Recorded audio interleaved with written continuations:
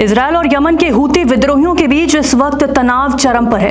एक तरफ अमेरिकी नौसेना लाल सागर से हूती विद्रोहियों पर लगातार निशाना साधकर ताबड़तोड़ हमले कर रही है, वहीं दूसरी ओर इजरायल ने भी हूतियों की नाक में दम कर रखा है। लेकिन यमन के हूती भी पीछे हटने को तैयार नहीं है। हूतियों की मिसाइल हमलों की गिनती अब बढ़ती जा रही है, लेकिन ये विद्रोही सिर्फ अमेरिका से ही नहीं लड़ रहे, बल्कि ये इजरायल पर भी हमले कर रहे हैं। अमेरिका के साथ साथ हौसियों ने इजरायल की भी नींदें उड़ा रखी हैं।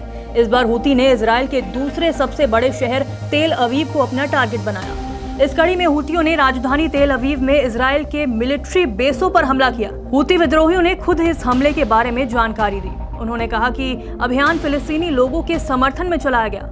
हूती के प्रवक्ता याया सारी ने अल मसीरा टीवी पर एक बयान में कहा, यमन के ड्रोन बलों ने इजरायली मिलिट्री बेस को याफा जैसे एक ड्रोन से निशाना बनाया। जब तक इजरायली हमले बंद नहीं हो जाते और गाजा पट्टी पर नाकाबंदी नहीं हट जाती, तब तक हमारे बल उत्पीड़ित फिलिस्तीनी लोगों के समर्थन में अपने कर्तव्यों का पालन करना जारी रखेंगे।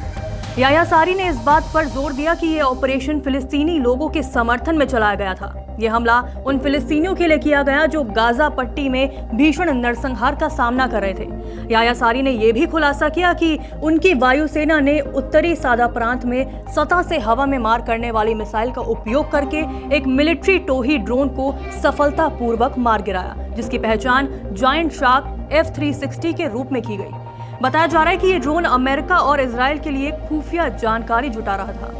मिडिल ईस्ट में लगातार तनाव बढ़ रहा है और ये कब थमेगा कोई कुछ नहीं कह सकता। लेकिन बीते कुछ दिनों से हूती की ओर से एक तरफ लाल सागर में अमेरिकी युद्धपोतों को चोट पहुंचाना, तो दूसरे मोर्चे पर इजरायल के साथ जंग लड़ना ये गंभीर तनाव की स्थिति को दर्शाता है। दरअसल सीजफायर का उल्लंघन करने के बाद से इजरायल लगातार गाजा पट्टी को निशाना बनाकर लोगों की लाशें बिछा रहा है, जिसके जवाब में हूती कई दफा इजरायल को गाजा छोड़ने की चेतावनी देता आया है। लेकिन इजरायल के ना मानने पर वो अब लगातार इजरायल को अपने एडवांस हथियारों का इस्तेमाल करके उसे मुंह तोड़ जवाब दे रहा है, जिसका नमूना उसने अब इजरायली मिलिट्री साइट्स को निशाना बनाकर पेश किया है। नमस्कार, मैं हूं मानक गुप्ता। अगर आपको हमारा ये वीडियो पसंद आया हो तो इसे लाइक और शेयर जरूर करें, और हाँ, हमें सब्सक्राइब और फॉलो करना ना भूलें ताकि आप देश और दुनिया की कोई खबर मिस ना करें। तो जुड़े रहिए हमारे साथ और देखते रहिए न्यूज़ 24।